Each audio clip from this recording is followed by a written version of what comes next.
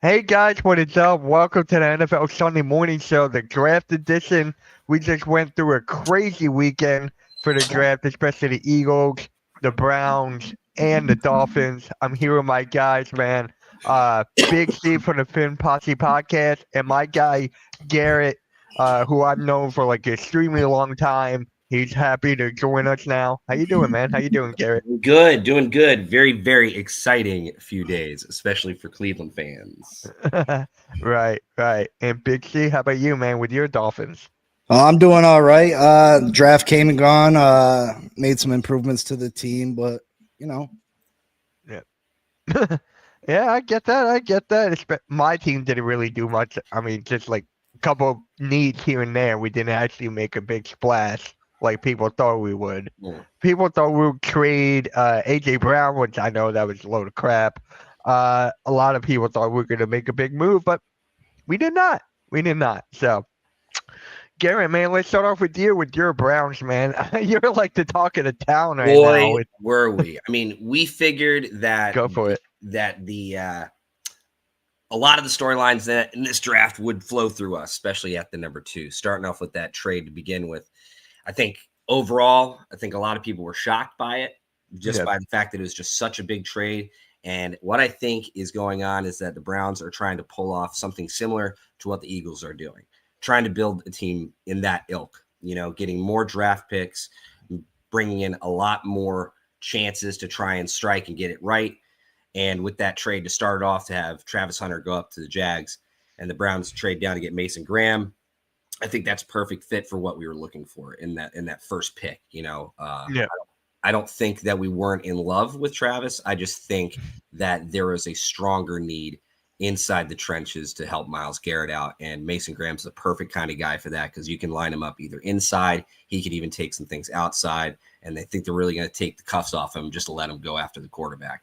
And I think that'll give Myles a lot more opportunities as well. So that first pick, I was pretty excited with it. At first, it wasn't as sexy as a lot of people would think. But when you really break it down and look at it, I think that first pick was great. Mm-hmm. And then, Big C, what about your first round pick, man? oh man, once it was clear that Will Johnson was falling, that there was medical conditions with his knee, I was looking for us to trade back. Kenneth Grant was definitely he's definitely one of the best defensive tackles in this draft class. Yeah. It was an area of need for us, our biggest area of need, to be honest. I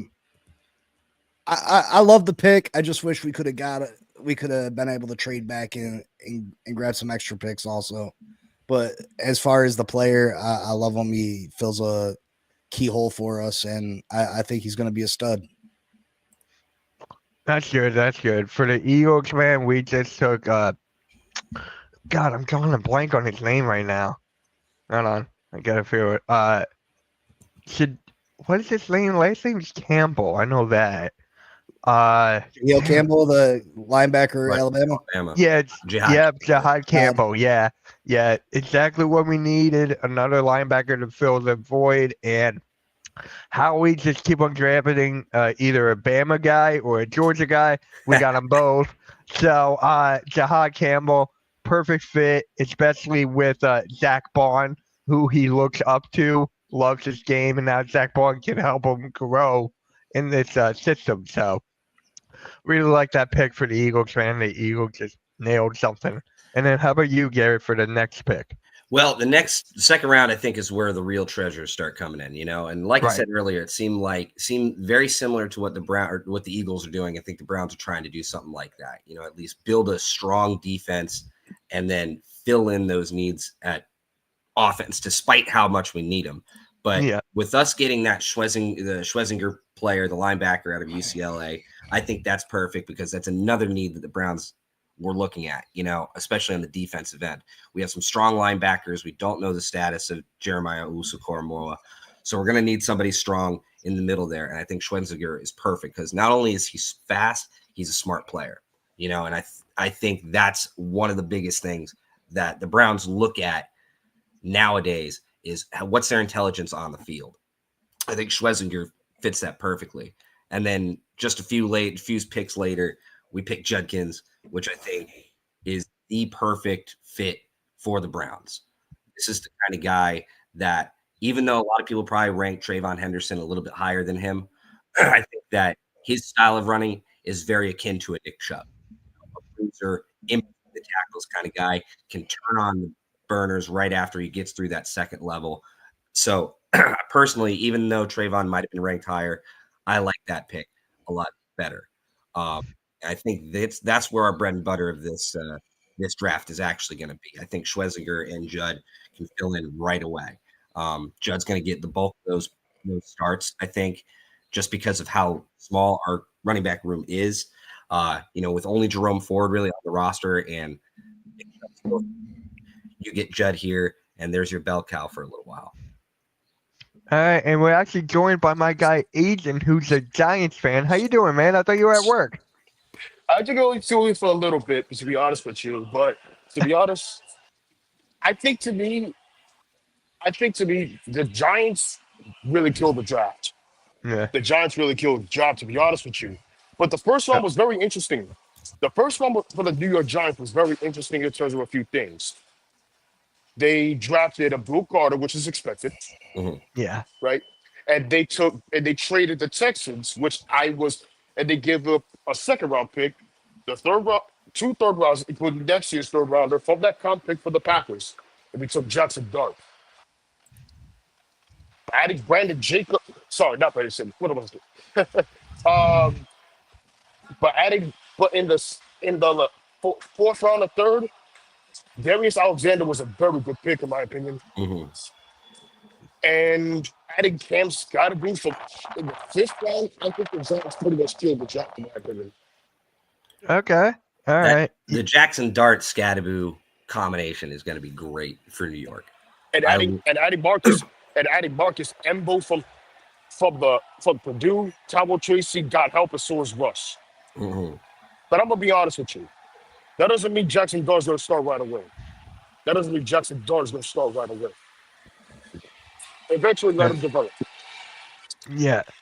I mean, Russell Wilson is going to be your starter, I believe. It's going to be Yeah, Wilson, or I don't see Winston starting at all. I really don't. I agree with you because Russ is a starter. Then you have Jameis, Jackson Dart, Tommy DeVito. 4 quarterbacks. What is with the quarterback depth chart? Like, Giants have 4, now your Browns have 5. Which I don't understand. Why would the Browns decide to draft Shador when you have Gabriel Gillen? Personally, I think Shador going where he went in the 5th round like that was either the owner stepped in and said, let's take him now, or we don't want to miss out on what might be out of this. Yeah. I think he's a culture changer. I think he's the guy who's going to bring in and galvanize players. Is he good enough to actually take the reins at first? We don't know. I didn't personally think he was worth a 1st round grade, not even a 2nd round grade. I think it's just the ceiling that he has is too hard to pass up. And we felt in the 5th round, what number was that? I think it was one. It was the 5th round. Yeah, 5th round, 144. I think at 144, we were looking at the landscape and what other teams needed and who might come up and get him at that point. So I figured we had to take the pick then, excuse me, and pull the trigger and let's see what this kid's got. Why not put 5 quarterbacks in our quarterback room? Because one's got to rise to the top, right? Like Macho Man, the cream rises to the top. And that's what we got to do with these guys. They're going to compete against each other, and the best one who's going to come out, or the best one's going to come out on top, and the best one's going to be the starter. So again, we have such a fantastic track record on finding these starting quarterbacks and them working out, right? That's such a we're known for that, right? Yeah. So let's put 5 guys in there, and let's have them duke it out and see who wins. Because what else can we do? We've screwed up every other which way. I mean, to be honest with you, you're not wrong about that, Garrett. But now let's talk about Cam Scatterman, because I have something to say about this kid. If you've seen this kid from Arizona State in the Peach Bowl against Texas, he was literally carrying the team. A lot of people said that he was going to Detroit, Denver, Arizona to mix with James Garner, but Cam Scottaboo, to me, what it has to be, he's a beast. I could say he's compared to Marshawn Lynch in my opinion, but Like, prospectively, adding him with Travel Tracy Jr. makes me gives me a vibe with Brandon Jacobs and Ahmed Bradshaw. mm, And to you, Mitch, Yeah. how do you believe that Cam Scottaboo will be a good running back in the future? Got to fix the offensive line first, right? We have I mean, Marcus Embo, right? hey, I'm just saying, a lot of pieces need to be fixed. A lot of pieces for you guys. So, oh man, I think I agree though. I think with the Peach Bowl itself speaks for itself. Yep. I remember watching that game and just this guy, literally, like you said, carried this team through that entire game. He was their entire offense. I think this guy is a dog. He's a real football player, a guy who's probably going to be a really good starter going forward. I was hoping that the Browns would finally would find a way to get him too, just because I like what he brings to the table. You know, this dude was everywhere at Arizona State. So I think even without that great of an offensive line, you could get the ball in his hands. He's going to be dangerous with it, no matter who's in front of him. yeah. Let's go back to my Shador perspective- Sanders for a second. Hold on. Go Big C. Go. Let's go back to Shador Sanders for a second. First off, did you say that you had him as a first or second round talent? No, I didn't see him. That's absolutely preposterous. The only reason he fell, this was a personal attack against the Sanders family and the way that he went into these interviews because he's cocky and confident. Mm-hmm. He went into these interviews not kissing ass. He went into these interviews being himself, and that rubbed people the wrong way. They were talking about this guy possibly going before Cam Ward. You know what I mean? There was no reason that he shouldn't have went in the first round. There's no competition for the Browns starting job. He is absolutely going to win that job. Dylan Gabriel is not as good a quarterback as Shador Sanders. Not even close. Shador Sanders was a first round quarterback. They attacked this was a personal attack against Deion Sanders and the Sanders family. I agree. I mean, I do think that you're right with him slipping as far as he did was more of a personal attack, or more or less 32 owners looking at each other and saying, we're not going to be bullied by this college kid coming out of college to decide where he wants to go and who he wants to play with. You know what I mean? I think that there's a big agreement that he probably doesn't love football as much as some of these guys. You know, he already has millions of dollars in this NIL money. So I think the idea was planted in people's heads that maybe this guy doesn't really feel football as his priority. You know, we've seen that clip of, you know, him talking to Cam Ward while they're training together saying, hey, let's make some music. Let's do a song together. And Cam Ward saying, like, I don't want to be known by anything else but an NFL football player. I think that rubs people the wrong way. That's up to interpretation. But I do think in reality, this was a guy who has some bad habits. You know, his arm strength, sure, whatever. You can question that, but I'm never worried about that because these guys develop that stuff as they go on. But this is also a quarterback that had a prolific talent being on his team, being able to throw to him, playing against middle to subpar teams in the Mountain West and still not getting a playoff game, still not really doing as much. So how much of a game changer is he really? We're going to see. I mean, go back and watch the tape. Two players can't beat whole teams. I mean, Deion only took over Colorado, 2 years ago? Right. I mean, it's a process. He brought over the Heisman Trophy winner. Obviously, he's a great talent, a great, phenomenal player on both sides of the ball. And Shador, you know what I mean? They came from Jackson. What was it, Jackson State? Jackson State, yeah. Like that's a tiny school, you know what I mean, compared to these, you know what I mean? So, I think Deion's a good coach. I think Shador's a good player. There's numerous tapes of him leading his team down the field, scoring when they need to score. He's used to the pressure. The the pressure and the limelight of the NFL is not going to be too much for him. Yeah, he doesn't have the strongest arm, but the kid is super accurate. He's a good football player. The whole thing that football's got to be someone's only obsession in life is absolutely crazy. Like I said, the kid, he can be himself. You know what I mean?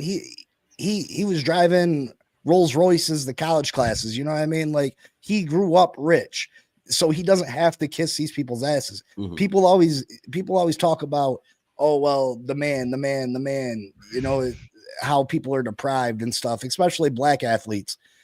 You know, so once he doesn't fit the criteria and in the mold of the normal person, we're attacking him for it and we're punishing him for it. Now, do I think this is a weak draft class? Absolutely.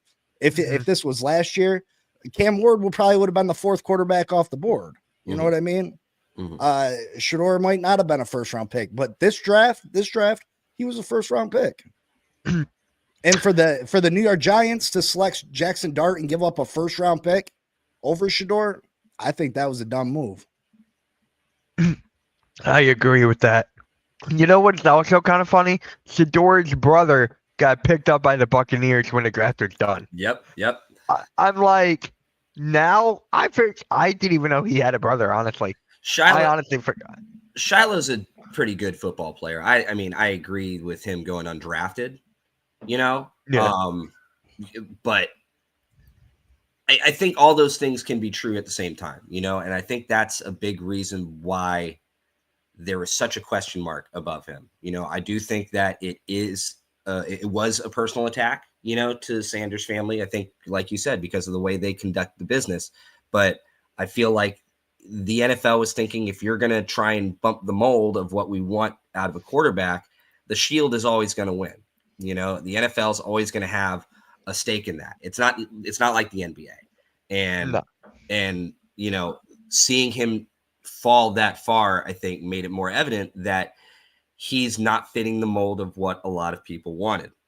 And I think the Browns taking a swing at this is going to show him, or at least show others, the perception of him that he's going to need to work.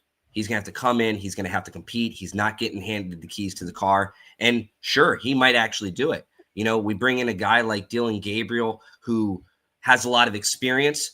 Hell, maybe Shedeur can learn from that. You know what I mean? You have a bona fide starting quarterback that has a Super Bowl ring and years of experience.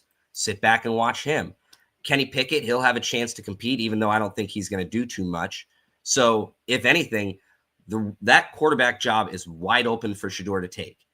So we'll see what happens here. You know, I mean, and I don't want people to take it the wrong way. Like, I don't agree with the way that he goes about his. I think he should be more humble than what he is. You know what I mean? You haven't done anything of huge significance yet, but to act like the kid's not a good player, and listen, just because you say he's good, that doesn't mean great. If I say he's a good player, people automatically, well, he's not a great. I didn't say he was a great player. I didn't say he was going to be a great quarterback. He's going to be the best quarterback on that Browns team, though, 100%. And the say, you know, you can disagree. You don't think he's a good player. Blah. I mean, you can have that opinion, but everybody in the sports media agreed that he shouldn't have fell to the fifth round. He's a better talent than a fifth round pick. And to say that it wasn't an attack on them, I mean, well, and Big C, I think you put it well too. Is that this guy? He brings culture, a certain culture to the locker room, and I think that's going to be very telling on what's going to happen and who's going to galvanize around him if and when he takes over that starting quarterback job. And Brooklyn Bell, you said you don't take good players in the first round. I'm sorry to tell you, brother, there's not 32 great players in the draft. So you do take good players in the first round. Is Jackson Dart a great player that you give up an extra first round pick for? Like, come on. And even still, it all matters on what you're going to line up with these players. You know, I mean, all in all, it doesn't matter on who gets picked where. It matters on who picks them and how they develop them. You know, we've seen countless of great players get picked in the first round and get absolutely ruined. We've also seen some good players picked in the first round and absolutely thrive, you know? So it all depends on what situation you're going into.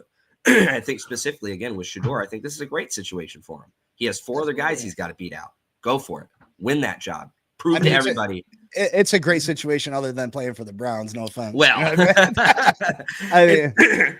we got to get past the Browns stigma. And I think if there's going to be a guy to do it, get a guy like Shedeur who brings in that swagger, you know, let's see what he's got. And I actually want to bring up this comment from Broken Bell earlier. Miami should have taken Shedeur. They have quarterback issues with no clear path out of it. Big C, how do you want to respond to that? Every team should have took Shedeur after the 3rd, 4th round. Every team. The amount of potential there. He was a first round, at the very least a second round talent. If you can get that in the 4th round, you're absolutely nuts not to take it. The value there over what you're possibly getting anywhere else on the board, it just makes too much sense. Whether you let him sit on your bench and when a quarterback gets hurt, you know, and they come calling, you know what I mean? We've seen Josh Rosen get traded. My Miami Dolphins traded a 2nd round pick for Josh Rosen. You know what I mean? Yeah. The year after he was drafted because they wanted Kyler Murray. You know what I mean? God forbid your quarterback goes down, or, you know, Patrick Mahomes goes down, or God, my team, Tua cannot stay healthy. You want to put the ball in Zach Wilson's hands, or a quarterback that has a lot of the same superpowers that Tua does? Very accurate, very precise with his throws. I mean, yeah, he doesn't have the strongest arm, but listen, the kid is a good football player. You know what I mean? He's a good football player. He's not a great football player. In lots of drafts, he'd probably be a 2nd round pick. But in this particular draft, he was the number 2 quarterback in this draft. Oh, wow. Butterfly, your student went 6th round back in 2023 to the Dolphins, and now he's a Cardinal. Oh, wow.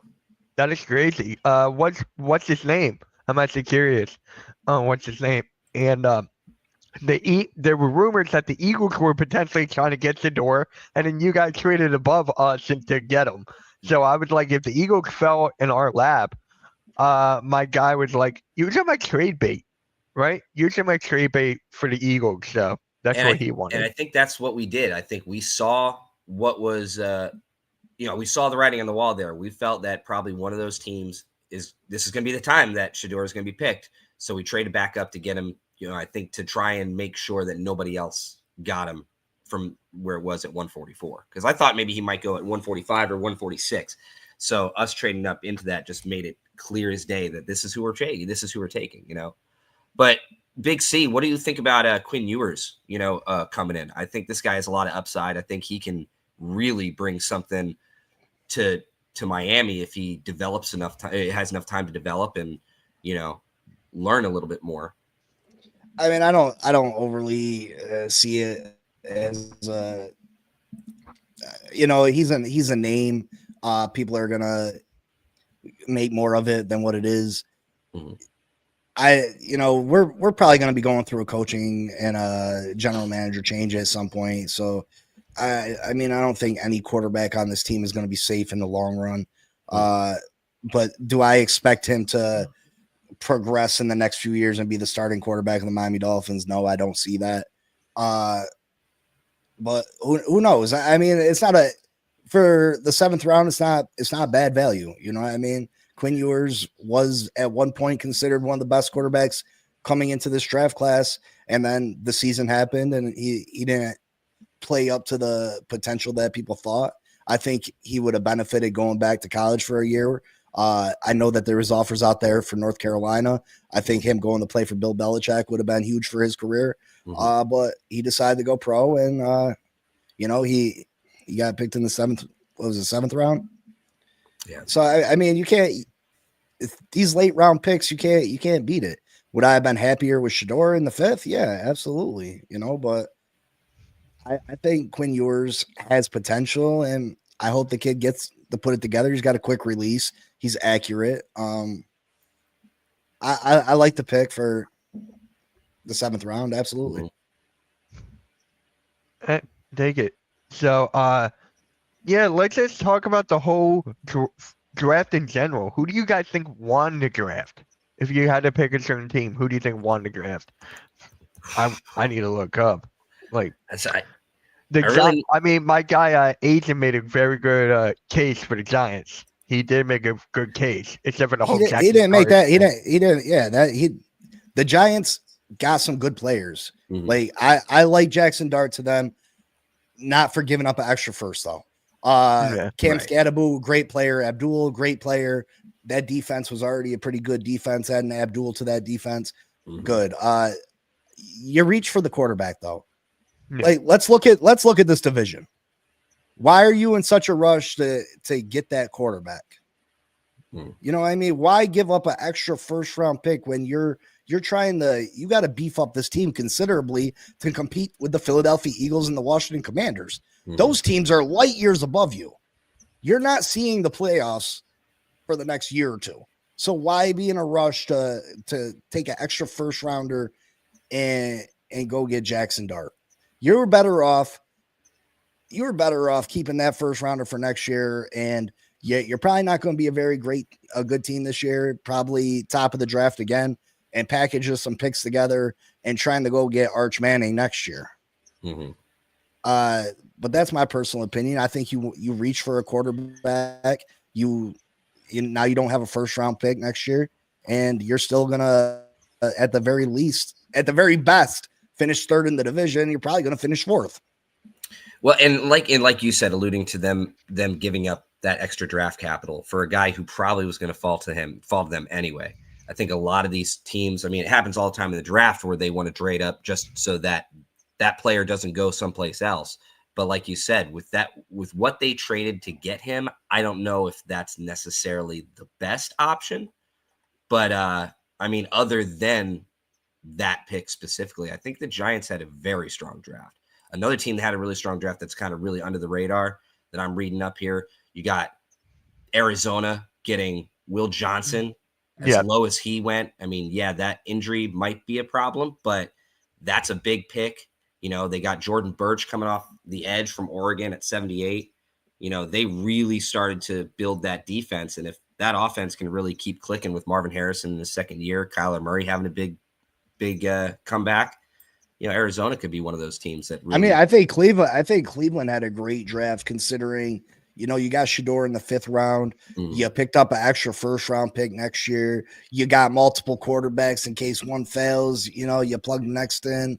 Harold Fannin too. Like this is and then you got to look at the good teams in this league. Just because they're not at the top of the top of the draft and they didn't get the big name, the Philadelphia Eagles adding Campbell, that's another player that they can just reload when someone becomes a free agent in the next few years. You don't have to give them $30 million a year. You got someone that you can plug and play. That's a great player. The Baltimore Ravens with Malachi Starks, to pair him with Kyle Hamilton. Listen, there's these late round players don't get enough credit either. You know what I mean? There's a lot of good players at the end of the draft making these very good teams, great teams, even better. And you got to take them into consideration too. But the fact that Cleveland picks up an extra one next year, that's phenomenal. And you got the best defensive tackle in the draft. You know what I mean? So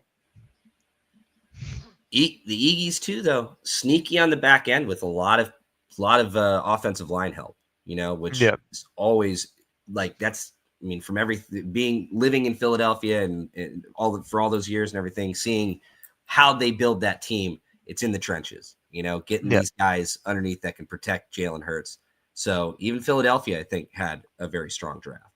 Yeah. I mean, I'm looking at it now. The 6th round, we got Hinton from Michigan, underrated guy, and we got Cameron Williams from Texas. So I'm just like, it's just Howie Roseman doing Howie Roseman things. And people just letting these guys fall to the Eagles, man. Like Maduba, the safety out of Texas. Keeps happening. I thought that was going to be like late first. And then we got Ty Robinson from Nebraska in the 4th round? How do they keep getting away with it?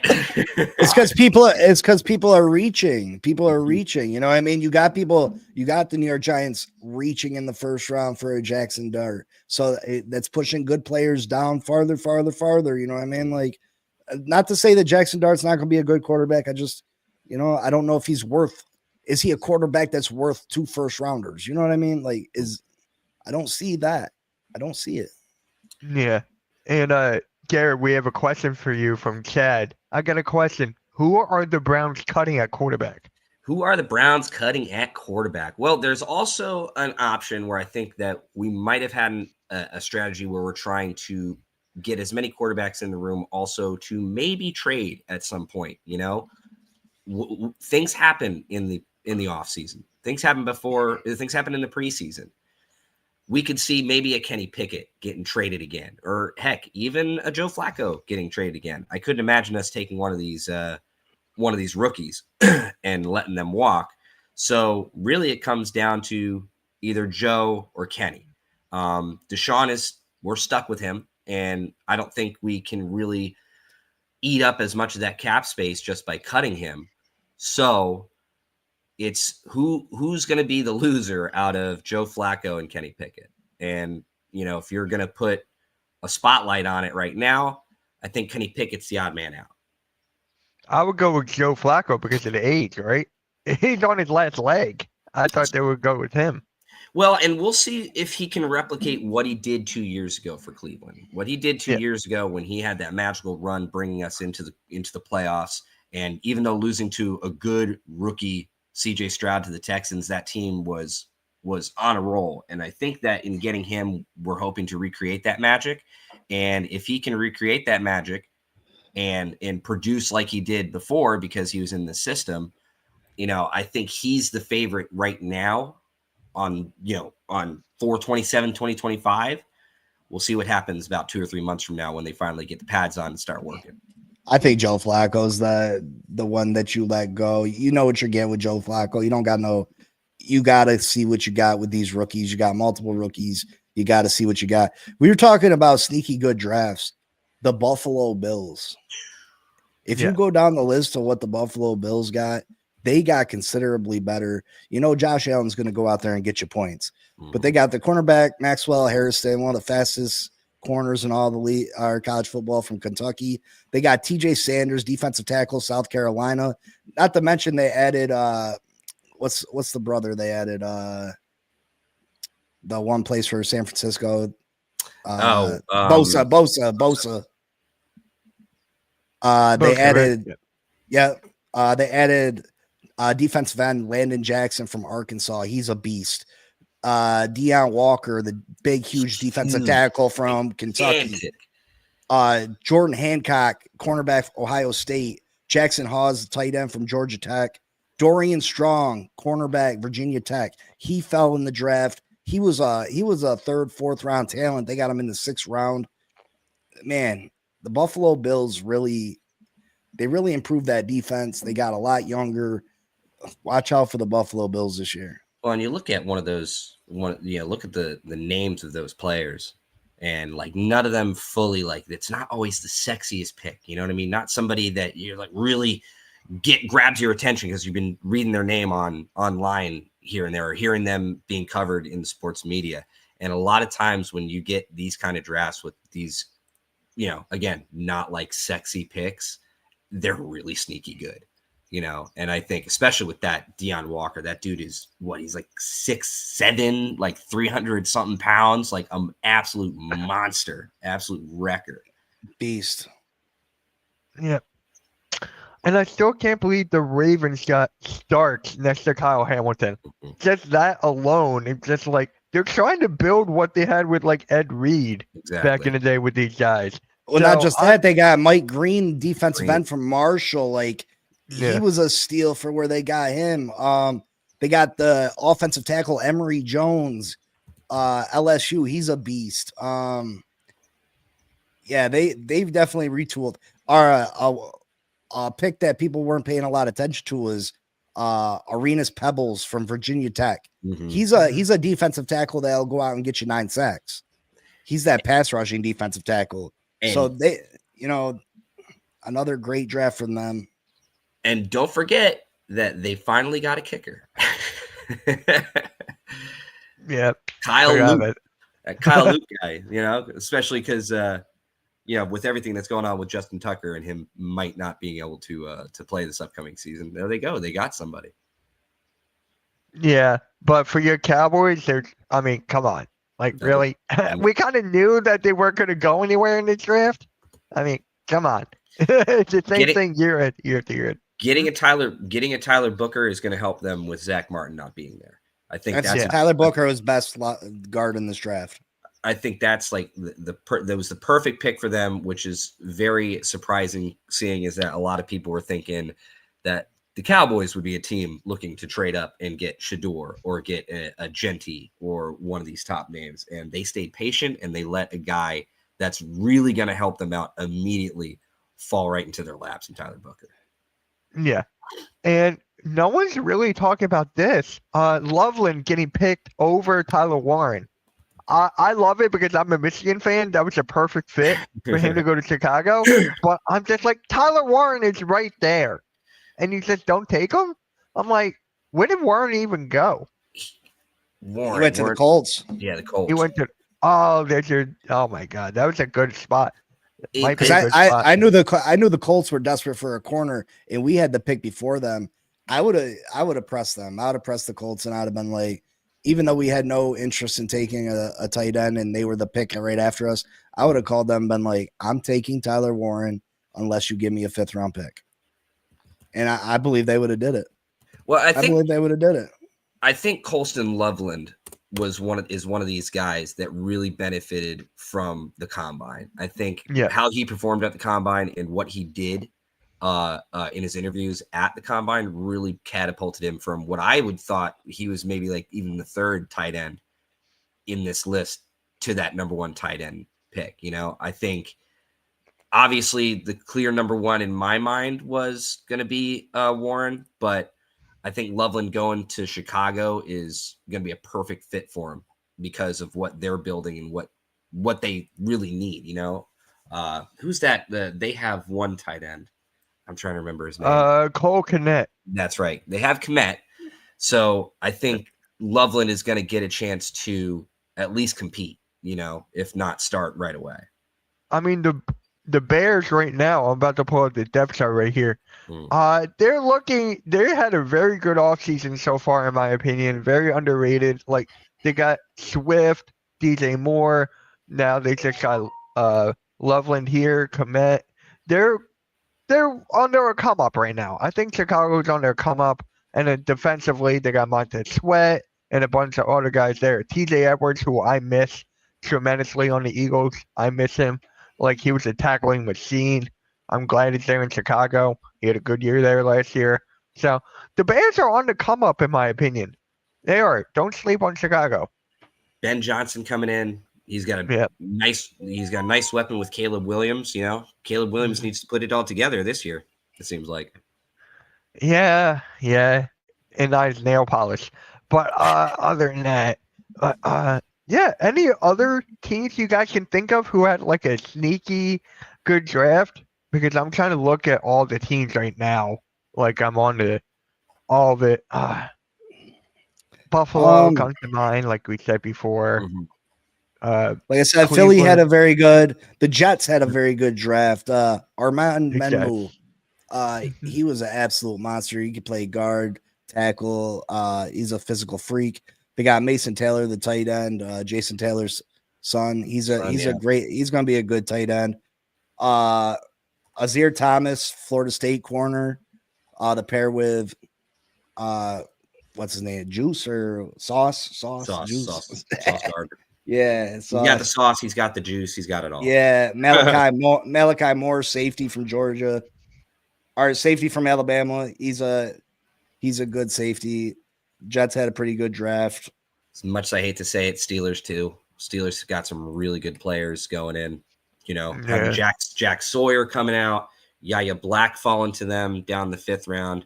them taking Will Howard. I know we were talking about it off screen a little while ago, Mitch, but I think Will Howard is a really good prototype for that Steelers kind of style of football. Big, strong quarterback, kind of reminds you of a Ben Roethlisberger, at least with his body size. Yeah. Are the Steelers, do you think they might get Aaron Rodgers still?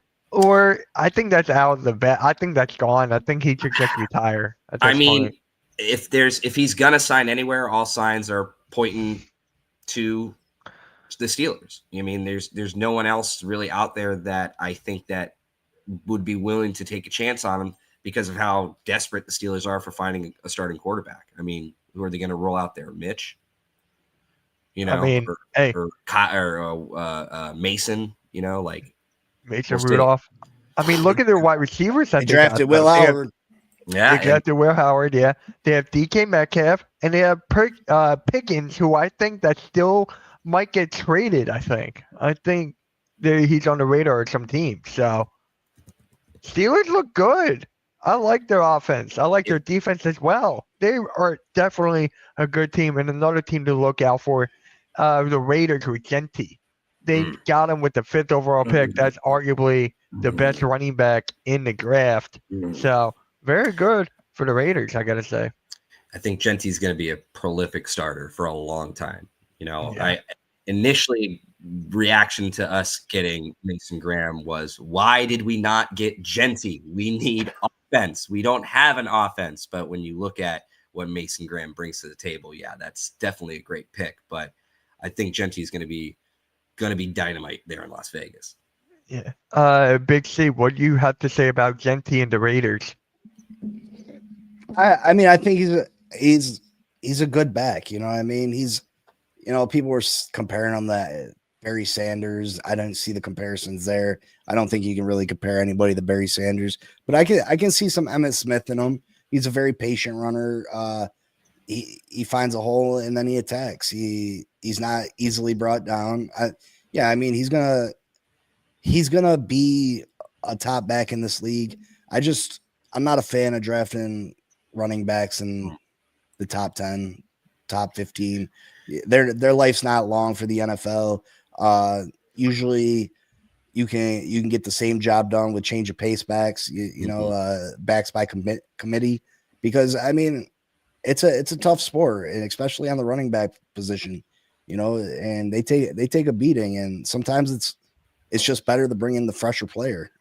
And that's where the NFL seems to be going anyway. It seems like, the 3 down, 4 down backs are a thing of the past. You're going to have these tandems now that are going to take over. And, who will they pair up with Gentry? We'll see. But I agree, Big C, that, it's kind of hard to pick a running back these days at that high of a draft capital, But this guy might be one of these guys that can take over for a while. I mean, yeah, but then people don't want to pay him their second contracts. You know what I mean? Because the running back position is not valued, and not to mention, by the time you get to that second contract, in the middle of that second contract, they feel like you're going to fall off. The stigma once you turn 30 as a running back. The Giants didn't want to pay Saquon because they didn't give him an offensive line. Now look, he goes over to Philadelphia, and them records that the running backs have, Emmitt Smith's record, that'll never be touched. No, it'll never be touched because the NFL has changed so much. And exactly. And there aren't the Saquons are a dime a dozen. You know what I mean? You don't see them anymore. Is Gentry going to be like that? We'll see. Yeah. I mean, I don't think when I look at him, I don't see him in the same realm as Saquon Barkley. When Saquon came out, Saquon is a back that I'd consider taking in that top 10.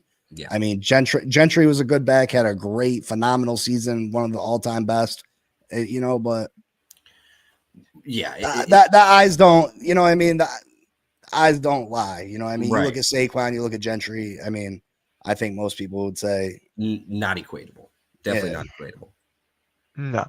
And you got to give a shout out to Tom Brady, man. He's looking to turn his team around, and they got Geno Smith. Geno Smith there. Do I think he got overpaid? Possibly, but hey, they're trying to turn that team around. So, and they also got, who was the wide receiver that they just got? Didn't they just pick up a wide receiver or in a trade or something? No, it was like in the off season. It was like a guy who played with Geno before. I gotta See look this. at the. Is it check Tyler out. Lockett?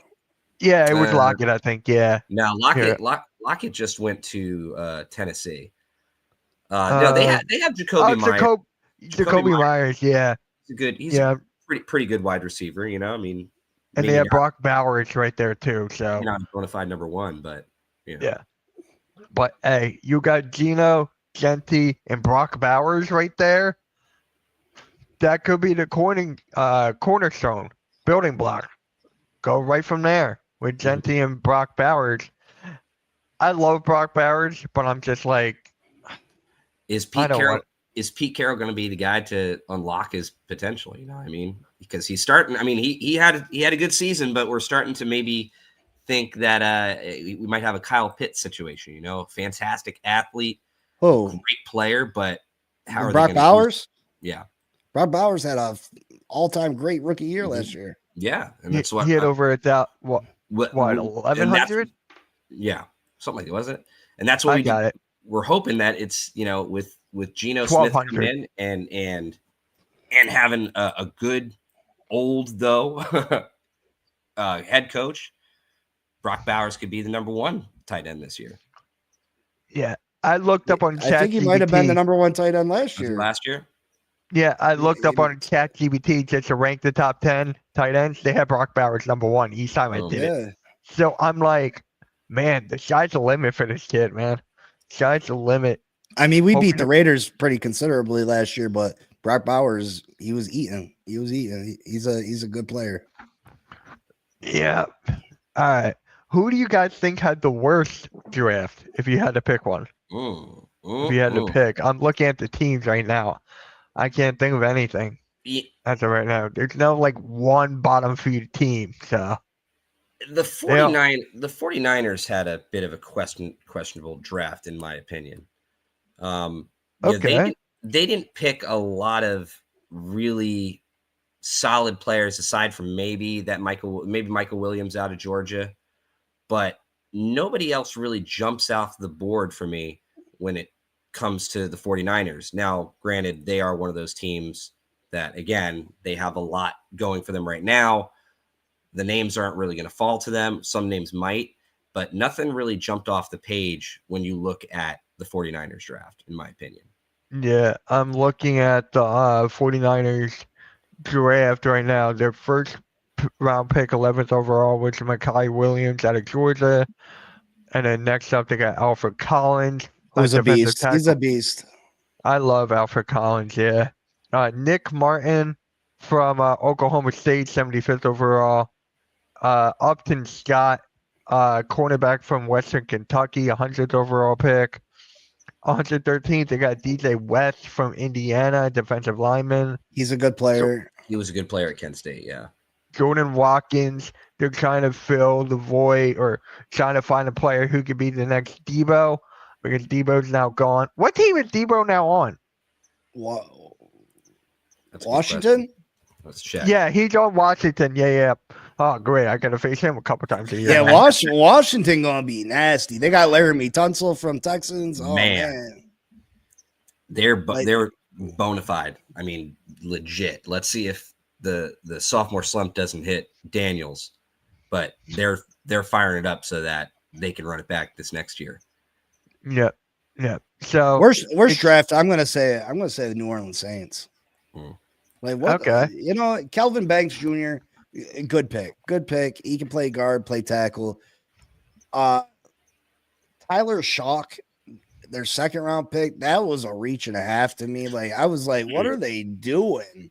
What are they doing? Doesn't this happen every year too? At number 40, you took Tyler Shock. You know what I mean? Like, there's always this one quarterback that just comes out of nowhere and like, oh guys, hey, look, remember this guy could be pretty good because he was in this position, that position, but he's also 28 years old, and somebody's got to pull the trigger on him. And I mean, I guess if you really look at it, he could be like a defensive tackle. I know there was better defensive tackles than this dude available at 71.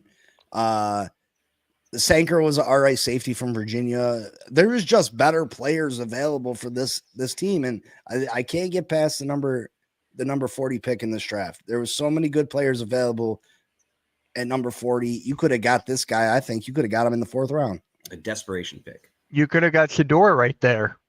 Absolutely, but I think you could have got Tyler Shock or whatever his name is in the 4th round. This guy in the 4th round, that was an absolute reach. I don't know what they were thinking. And then the reach in the 3rd round. Yeah, for me, with the whole Tyler Shaw thing and Shedeur, I don't think they really, because they have Brock Purdy, and they're paying him a boatload of money. So I'm guessing they didn't want to have like quarterback controversy, I guess, coming down the road. So that's the only way I can think of it. Yeah, the Saints. This is the Saints. Yeah. Kellen Moore, what do you Saints, I agree. Yeah. All right, guys. So that's going to wrap it up for this episode of the NFL Sunday Morning Show. Big C, thank you for coming on, man. Let the people know where they can find you and what's next up for you. Finn Posse Podcast on YouTube, Finn Posse Podcast with a P. Yeah, come check us out. I do a show Monday through Friday. I need to get the link back over to this channel so I can start doing some things over here. For some reason, it got closed out, and I'm not very computer literate, so I struggle with it, man. I got you. Derek Carr, you mean, Mitch? Oh, I forgot they had Derek Carr. They need might never play again. Might never play again. I think he's done. I honestly think he's done. Oh, my God. Can you think? How old is Derek Carr? He's got to be like, what, 30? 33, 34 probably. Like Let's see. Derek Carr. Boom. 34. 34? Okay. Yeah, please hang it up. Stopgap Shuck. Yeah. All right, man. Garrett, thank you for coming on, man. We've been talking about doing this for a while. You are now here. So thank you for coming on, man. Really appreciate you. Yeah, thanks for having me on. This was fun, guys. Of course. Expect Garrett on the network soon. He's got a lot of work coming up, a lot of other types of content. So make sure you guys tune in for that. It's going to be a lot of fun. And as for me, I'm streaming 2 basketball games today. I got the Knicks and Pistons, and then at the what was it? The last game of the day. Damn, I'm forgetting a lot of things today. Oh yeah, Celtics and who are the Celtics playing? Who are they playing now? We got the the Celtics. I got it. Celtics Magic. I'll be streaming that game tonight at 7. So make sure you guys tune in, hang out, watch some playoff basketball because now the draft is done, and I don't have to wait for much longer now. Sweat anymore. Yeah, it is what it is. I don't have to sweat with Howie Roseman though. I don't. So I'm just like, all right, guys. We'll catch you all later. Hit that like, hit that sub, hit that notification bell, and we are out. Catch you guys later, man. Peace. Peace.